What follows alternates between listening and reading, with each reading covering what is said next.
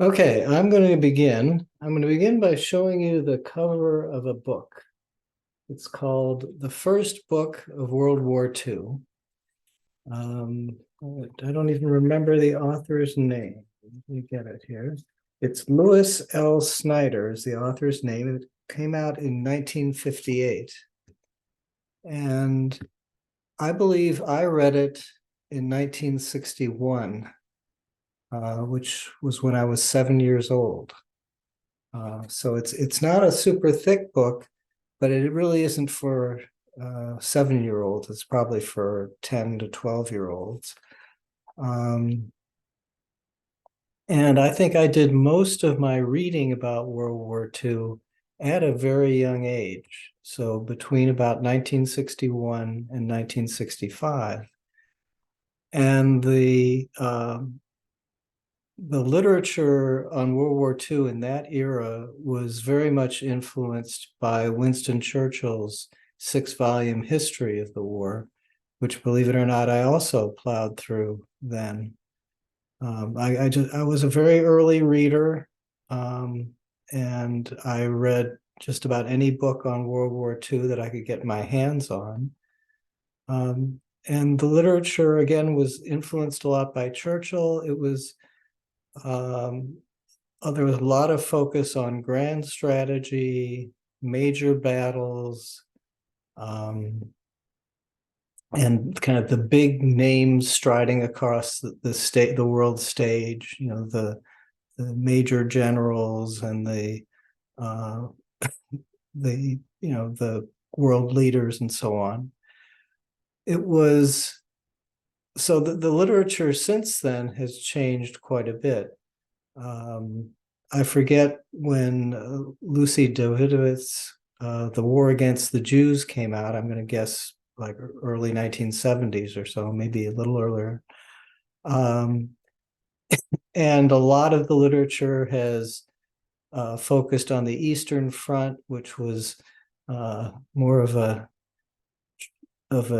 mystery wrapped in an enigma, as Churchill described the Russia at that time. The Also, the literature is much more into blood and the sort of the everyday soldier. I mean, if you read Churchill's 6-volume history, you don't hear much about that. You hear about uh, his memoranda to various British people, his correspondence with Roosevelt, the grand strategic meetings in the United States or on the ocean. You don't hear much about the everyday soldier. So again, there's a whole literature that I haven't read, but I would speculate. I think the median person on this Zoom call is kind of close to my age, and I would expect that the typical American that's, let's say, 15 years younger than me or more. So let's say, I don't know, say 50 or less or something like that, could not name more than a few of the battles that are in this book. I mean, this an exam based on this book, and a very reasonable exam, nothing about trick questions or small details, but a very reasonable exam about all the major events in World War II as found in this 1958 book for let's say teenagers. I think that exam would fail probably 99% of Americans under 50 today, is my guess. And that's, sort of in some sense, that's what this Zoom is about, is to sort of try to bring those for kind of forgotten perspectives and timelines of World War II kind of back into focus. Take something like the Battle of Midway. Why don't you sort of raise your physical hands if you can tell me the significance of the Battle of Midway? Okay, I assume that's a pretty large number of people on this Zoom. My guess is if I took a random sample of 50 people who, again, under the age of 50, or 100 people, I'd be surprised if 2 of them could tell me anything about the Battle of Midway. I'm not sure that many could tell me what the Battle of the Bulge was. I just, for someone like me, steeped in World War II since I was a kid, I think the level of ignorance about it is just almost incomprehensible. I mean, I just can't believe that some of these things are not second nature. So what I want to do is sort of give you sort of my reading of World War II, sort of what I saw in this kind of 1961 to 1965 period, which, again, was not as broadly focused as all the recent literature has been, but I think it gives a good state of knowledge of it. So this book starts out asking, what were the causes of World War II? And it says most of them grew out of World War I. I remember that line as if I read it yesterday. Most of the causes grew out of World War I. So we have to go back to World War I, at least, to start talking about causes of World War II. And so World War I begins in 1914. By 1917, or certainly by the middle of 1917, both sides are exhausted. The one side is the Central Powers of Germany, the Austro-Hungarian Empire, and Turkey. And the other side is primarily Britain, France on the west, Russia in the east, but then some other countries in there like Italy and Japan fighting on the Allied side, not on the German side. So everybody's exhausted. By 1918, soldiers on all sides are deserting. Countries are reaching into the deep wells of manpower. Young teenagers, old men. It's like a boxing match after 15 rounds where both fighters can barely stand up. So you have this situation, late in the war, and then in 1917, the Tsar is overthrown in Russia, and the new regime will continue the war. It's willing to continue the war, but the Russian people are not. And when Lenin is passed back to Russia out of exile with a lot of German help, he promises the Russians that he will get them out of the war. And so he ends up with a lot of violence, but with that promise, he ends up accepted as, ultimately he becomes the leader in Russia, and he pulls them out of the war with a treaty that's very generous to Germany, allows Germany to access better land for food and so on, but he pulls out completely. And so by early 1918, Germany is able to launch an aggressive offensive that captures a lot of territory on the Western Front. And the only thing meanwhile, the French troops are deserting like mad. The British have very little to supply, but the Germans are pretty exhausted too. And by this time, America truly enters the war, not with huge numbers of troops, not with well-trained, seasoned troops, but with fresh, energetic troops, and that is enough to bolster the Western Front for Britain and France and push back the German offensive. There are two things that cause Germany to sort of sue for peace or accept peace. One is the effectiveness of the American troops in bolstering the West, and the other is Wilson's 14 points. So Wilson promises a kind of a kumbaya peace with no harsh terms, and a League of Nations, and it's just a very attractive peace. And Germany signs an armistice.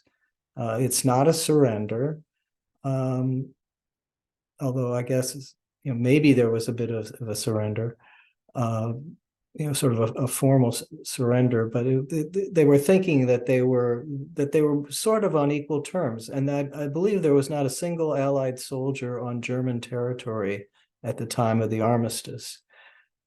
So what happens afterward, the peace treaty, Wilson doesn't get his way, and there's severe reparations imposed on Germany. Germany is carved up into pieces, not entirely carved up, but pretty much. West of the Rhine is occupied by Western forces.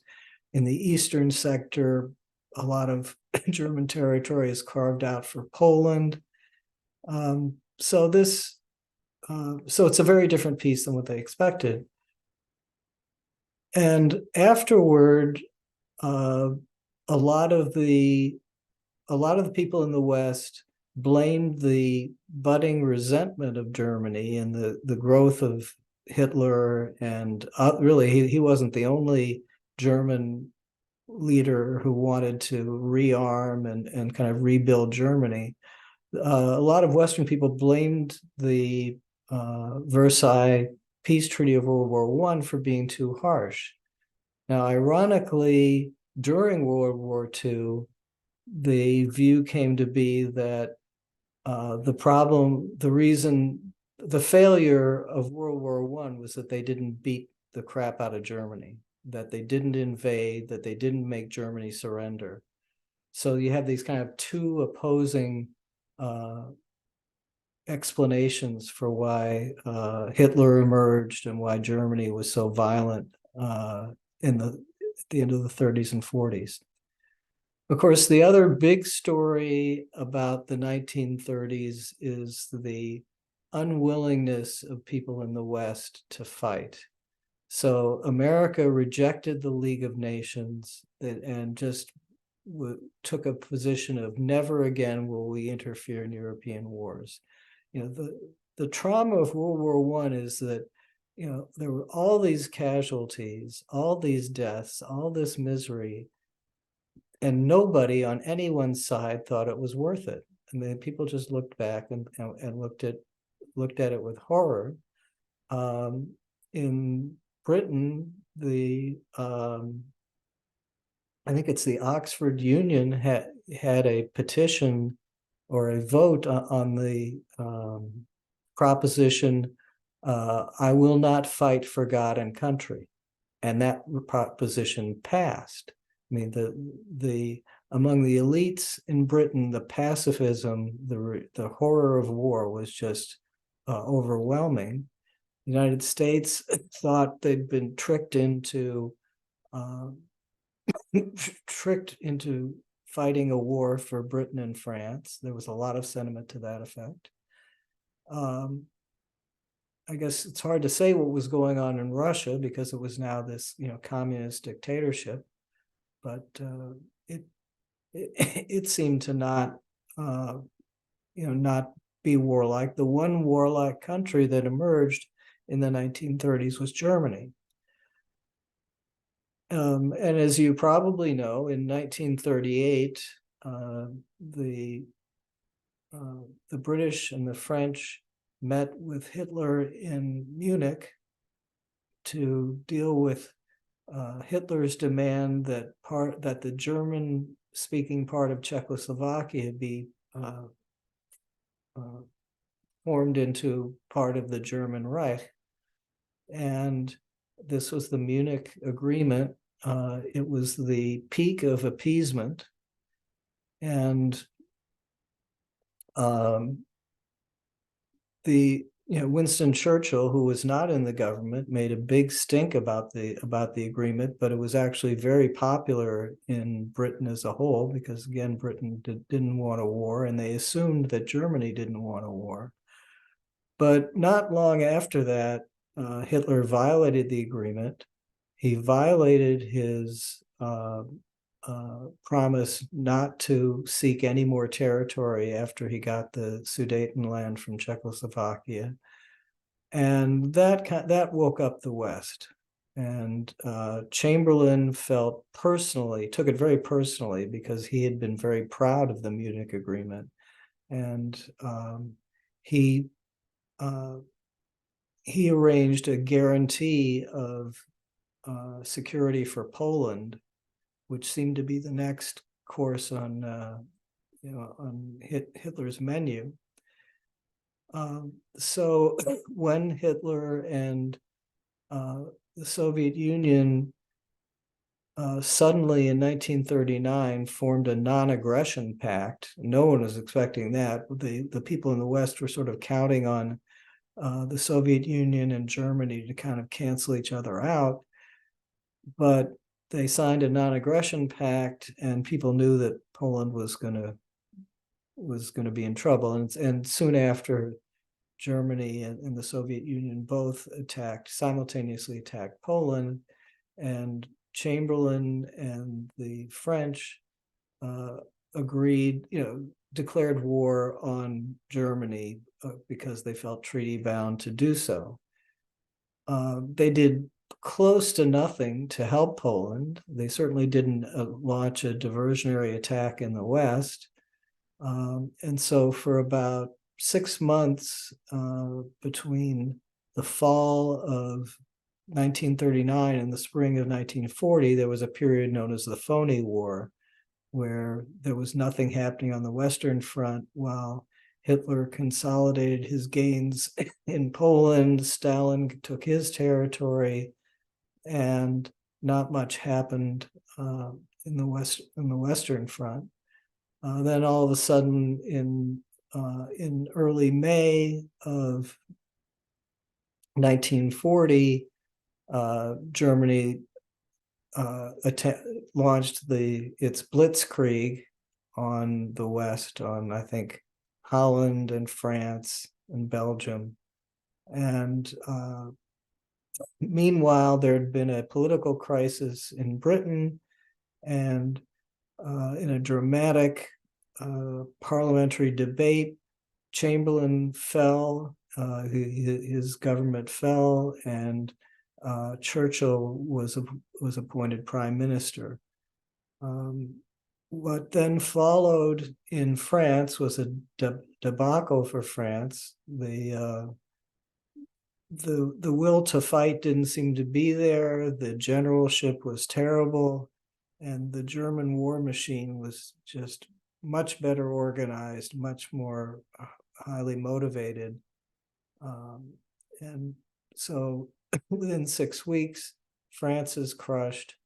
And then you have one of the events that people may know about just because of a recent movie, the Dunkirk evacuation of British from France. And Churchill's famous comment, "Wars are not won by evacuations," but there was great relief in Britain that their expeditionary force of about 250,000 troops wasn't just completely wiped out, that most of the men came home, although without their weapons.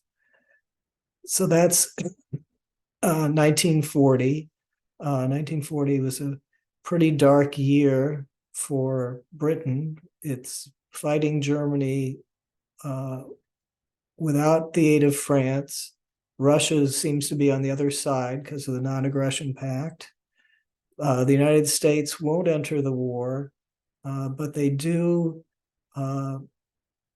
come up with a way to help Britain financially by something called Lend-Lease, in which they don't demand cash for weaponry. They're willing to lend it and lease it, lend it, and then they in exchange for some kind of obsolete or some bases in the Atlantic Ocean. I think Lend-Lease passed by a very narrow margin in Congress. There was still tremendous sentiment in the United States not to get involved in another European war. As bad as Hitler appeared to be, and as sympathetic many Americans were with the British. So that's will take you through 1940, mostly retreats on the part of the British and advances by Hitler. Finally, in June of 1941, Hitler executes the plan he'd wanted all along, which, well, okay, now I've skipped over one of the big events, of course, the Battle of Britain, as it was called in 19. So after France falls, Germany thinks about launching an invasion of Britain, but can't figure out how to get there because of the Channel, and the British still have a strong navy.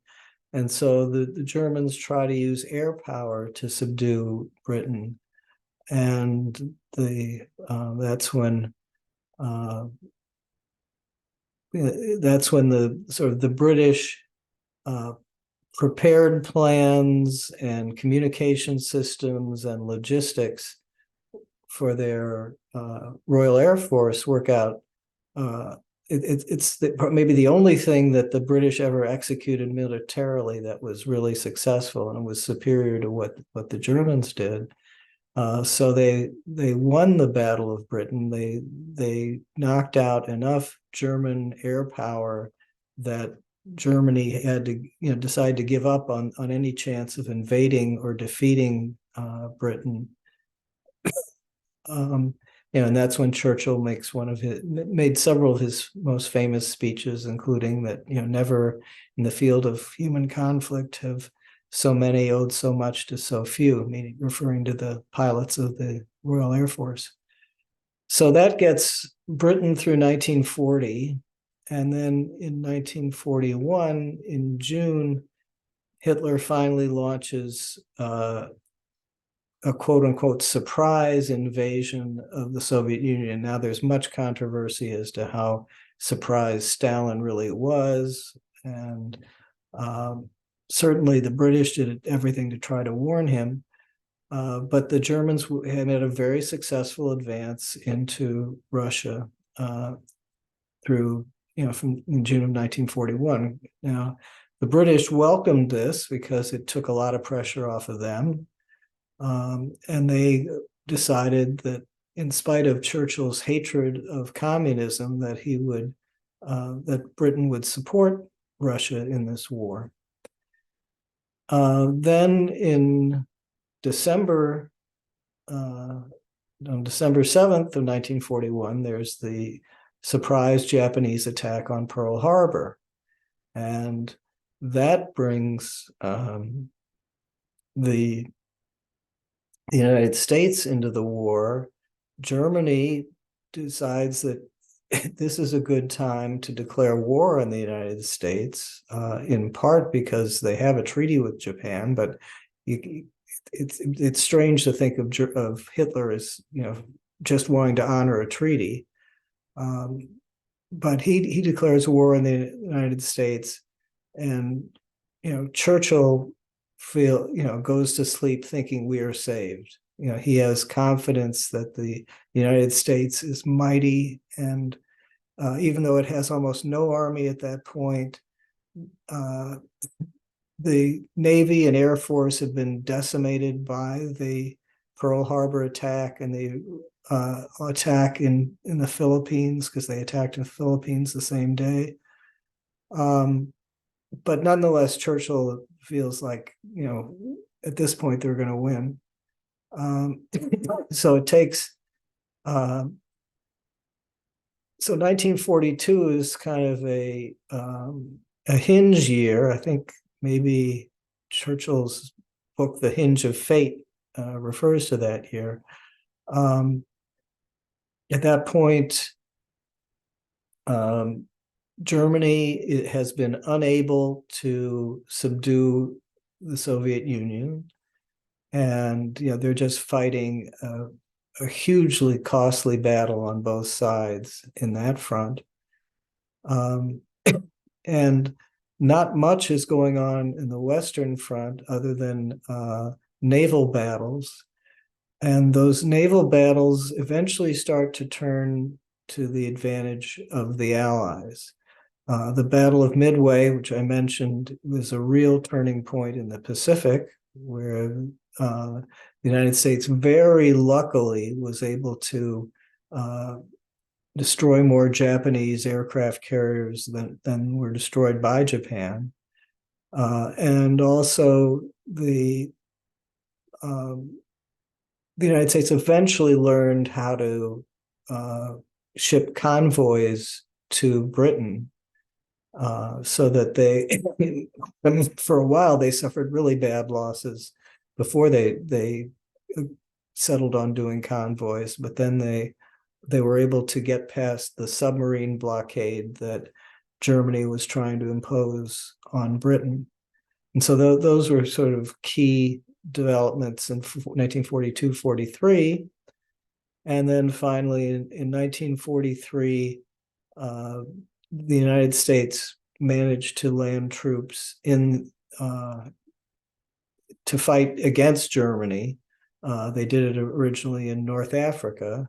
There was a big controversy between the Americans, who wanted to skip over North Africa and go directly to Germany via France, and the British, who just were scared that an attempted invasion of France would fail and would be a huge setback. So there was just an ongoing dispute between Americans and British over strategy and when to launch the invasion.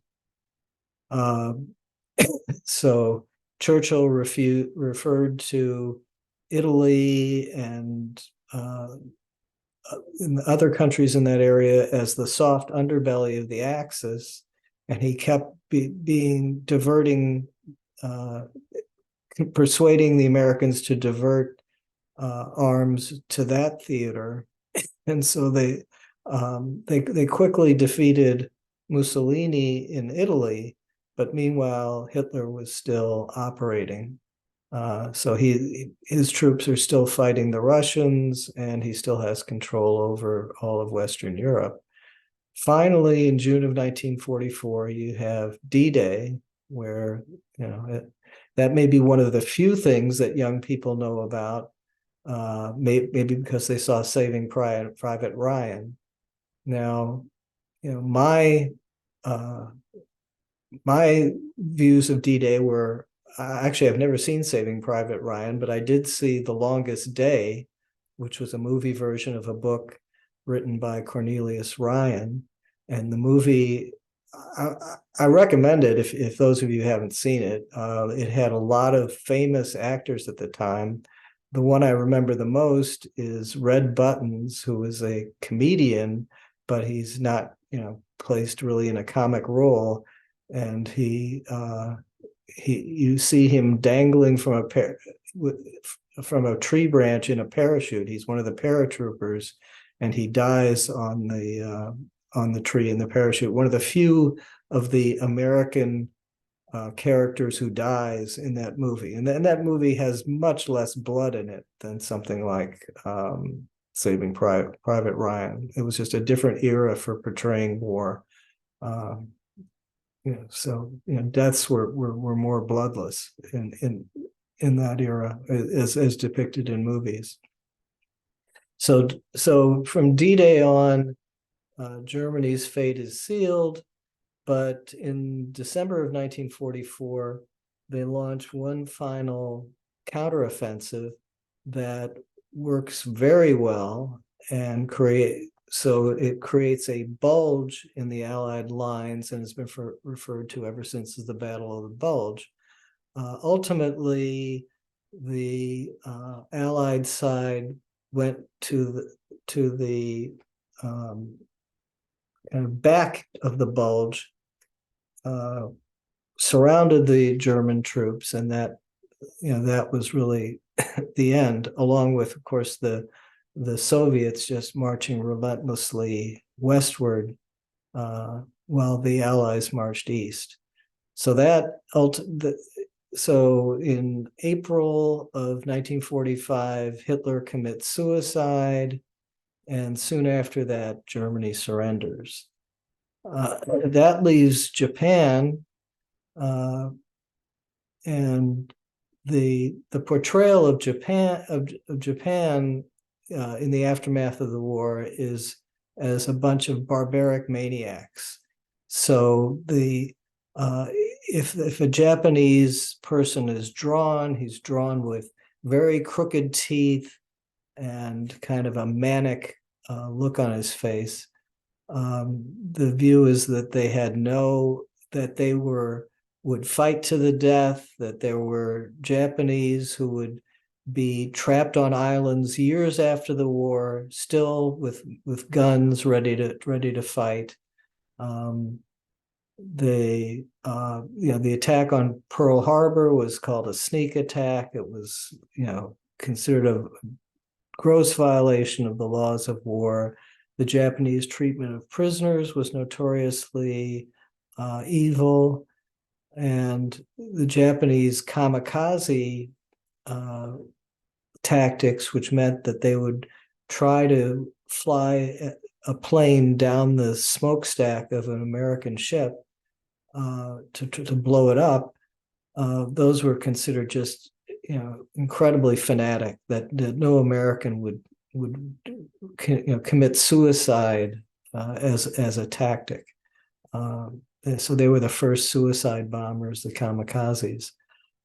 So that was the impression, and there was a fear that if in an invasion of Japan, hundreds of thousands of Americans would die, many Japanese would die, and meanwhile the atomic bomb was developed, and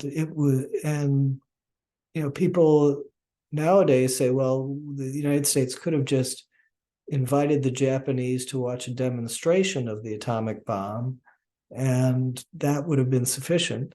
That argument took place within the circles, but Truman and others, but they decided to drop it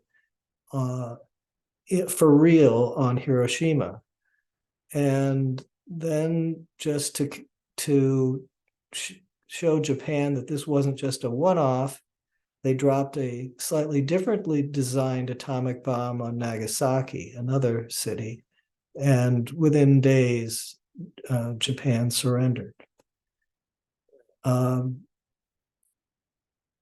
So I would say, as of this period when I was reading, 1961 to 1965,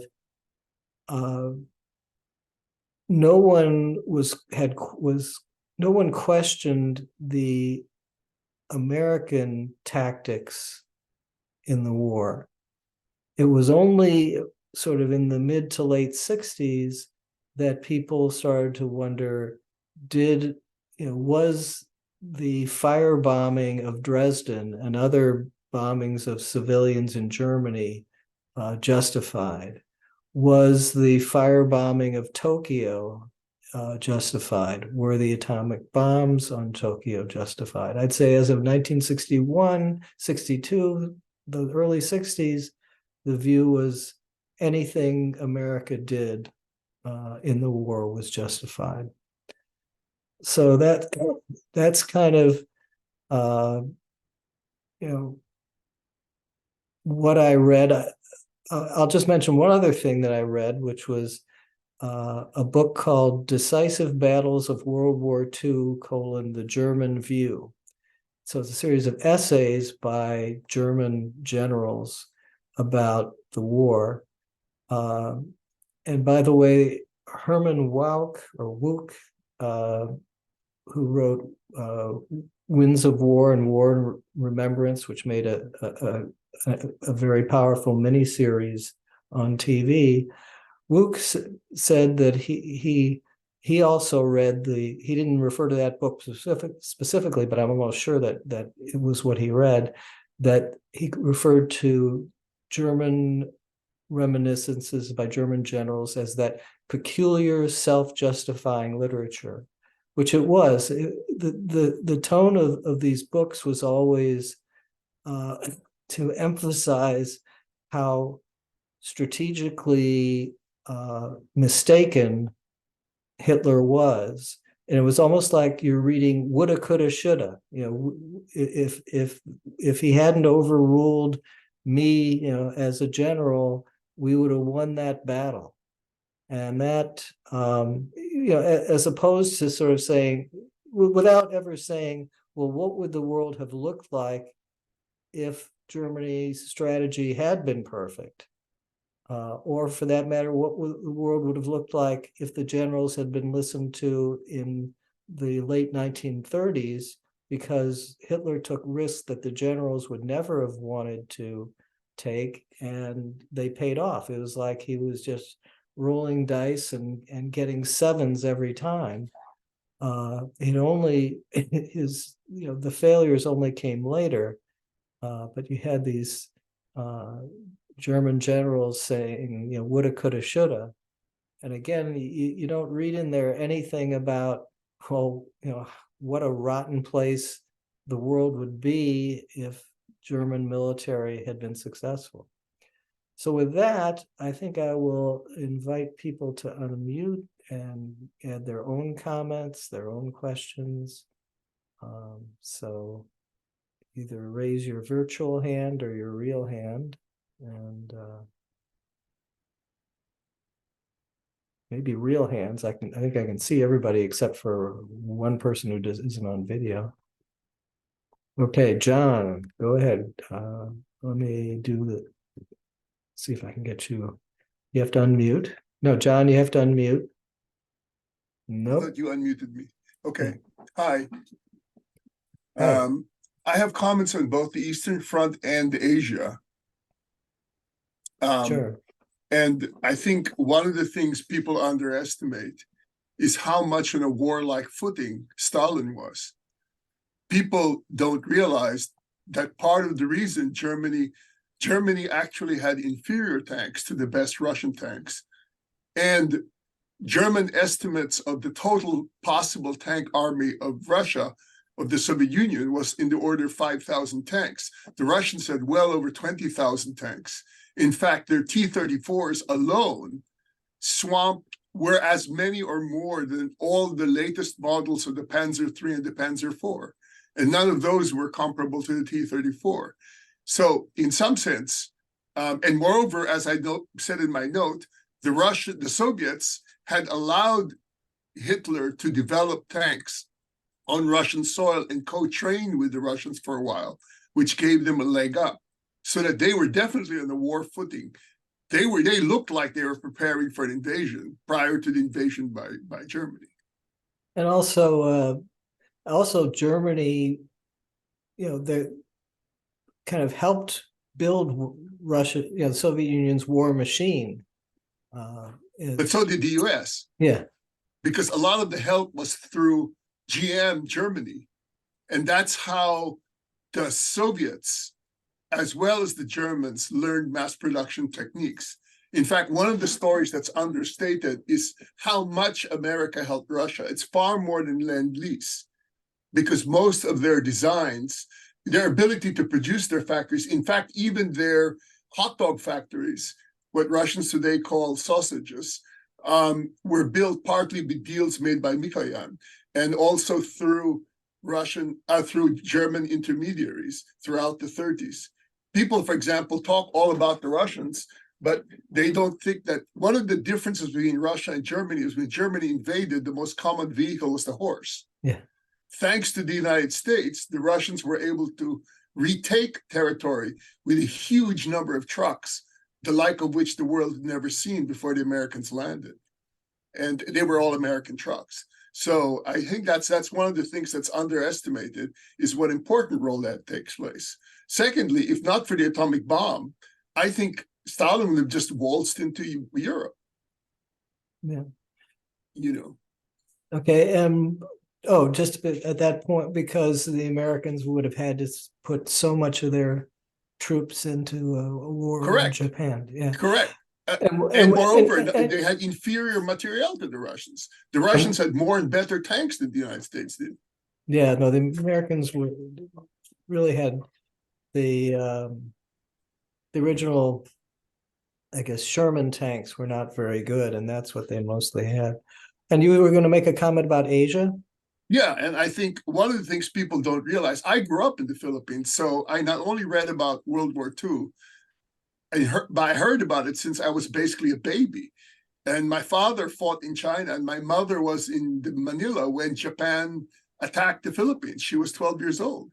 And one of the things I'm always surprised since when I came to America is most Americans don't even know the Philippines was a colony of the United States, a Commonwealth. And, you know, when I mentioned that many Asian, even though we understand in hindsight why the US couldn't do it, many people in the Philippines were upset that the US went on a Europe first policy, because after all, it's the Japanese who invaded.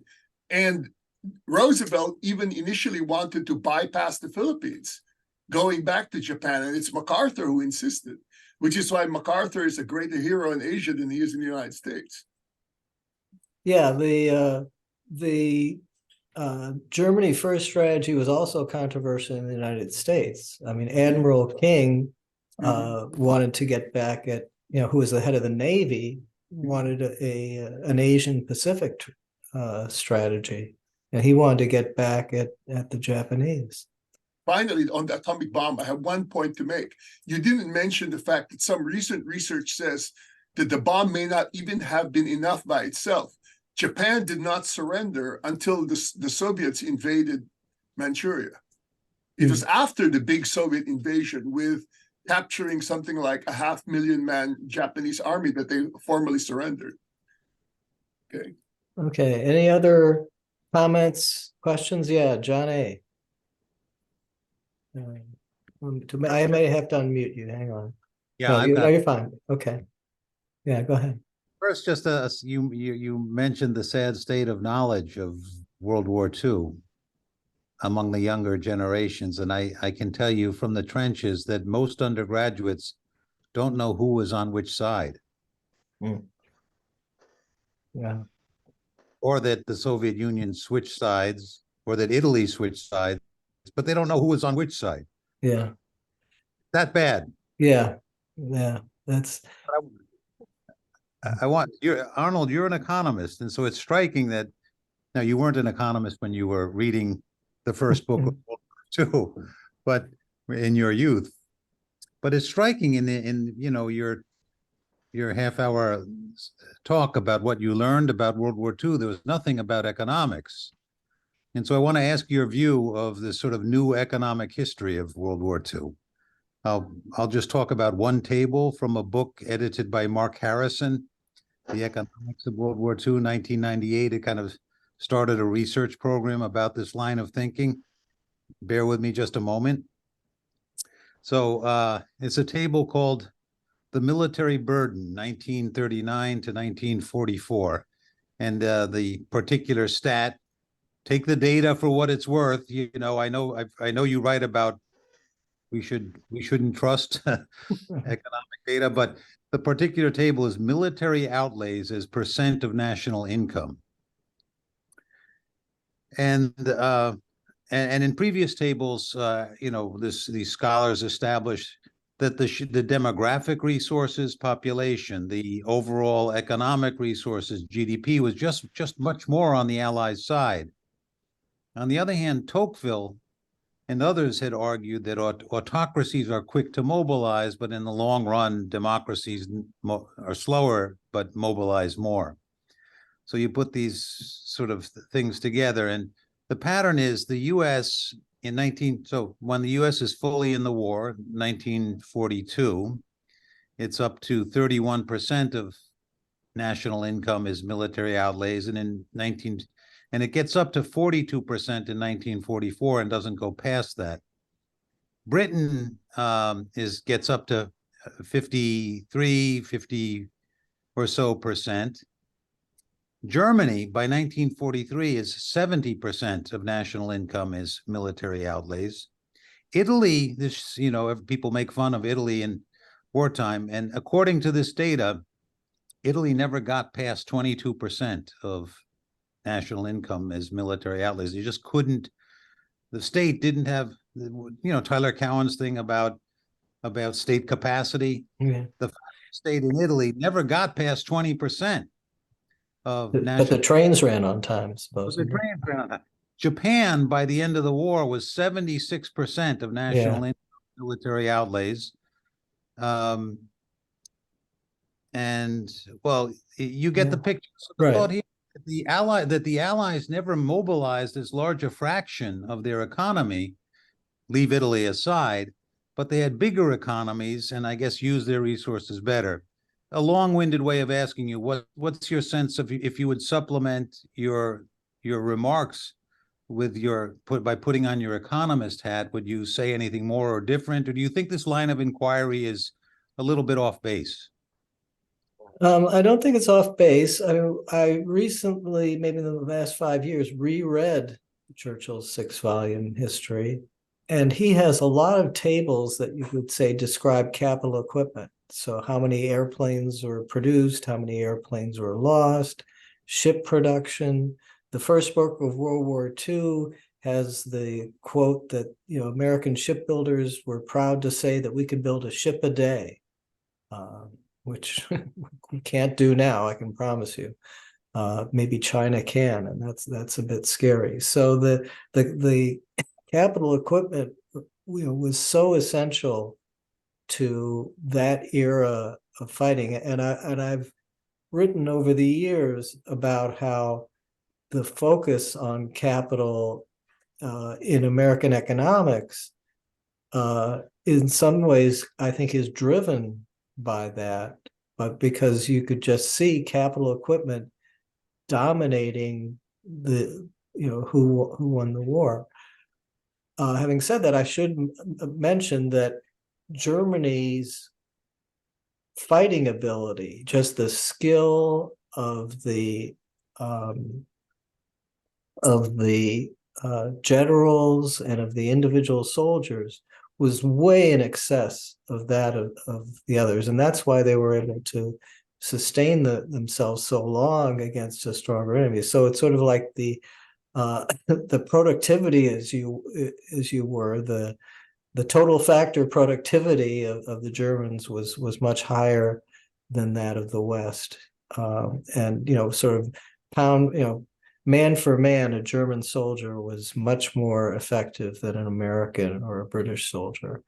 So there's a lot of interesting kind of economics that you can throw at that. And I think what you see, in the period after World War II is capital equipment is still important. And gosh, I hope it's still important. Because we still depend a lot on ships and tanks and aircraft for our fighting ability. But just as sort of, ideas and intangible sources of wealth have become increasingly important since World War II, I suspect that intangible resources have become much more important militarily. Things like intelligence, knowing where the enemy is and knowing the enemy's plans. So one of the topics that wasn't discussed as of 1961 to 1965 was the breaking the crypto secrets of Germany. So that begins to be important in World War II, but I suspect it's much more important today. knowing when and where the enemy is going to strike is just, it's much more important. But again, I hope for America's sake that capital is still important because, one thing that's scary is that the two fleets, the two carrier fleets that we've sent to the Middle East, if they're not well defended, could be wiped out by smart missiles or smart drones or just other modern weapons. So I hope that capital still matters. Okay, Mike. Yeah. Yeah, it's interesting you bring up capital because the Navy used to have capital ships, right? And our entry into World War II was when Japan showed, hey, you can use a couple $100 planes to sink $100,000 ships, and it's a losing proposition economically. So the aircraft carrier and the aircraft all of a sudden started dominating the naval wars. Just 6 months earlier, the battleship was king. Yeah, no, that's right. No, Churchill had a very painful, had to learn his lesson very painfully that aircraft could sink ships. And early in the war, all of a sudden, a lot of these, battleships and cruisers began to seem like liabilities rather than assets with the between the submarines and aircraft, especially the way the Japanese could use aircraft. So that that was a big shift that took place in that time. Tom G. Sorry I'm late, but I wanted to find out what you're saying on World War II with respect to history and young people. I know my son plays this World War II game called Hearts of Iron, and I think there's a lot of war gamers who know a ton of stuff about World War II or about the British Society's War of the Roses, various areas because of the war games on the videos. I'm curious. He's telling me stuff that I forgot. I'm curious. So they don't just sort of put you in a tank and make you, see if you can shoot the other guy's tank. They actually teach some history. Oh, it's a huge amount. They have you can play any of the different characters, but they have diplomacy. They have individuals who were historical characters leading the different countries, and you choose the strategy as well as the macro tactics, and this is a strategic game. It's not a shoot 'em up game. Shoot 'em up game. So that's well, of course, they don't learn that in school, right? That's right. We can't thank the education system for that. Yeah, John. Just a quick comment on games. I'll say that both my sons, when they were teenagers, came to me to ask about World War II history because they're playing video games. For example, the battles were very elaborate in terms of the way they modeled the different weaponry, the different weaknesses of the different groups.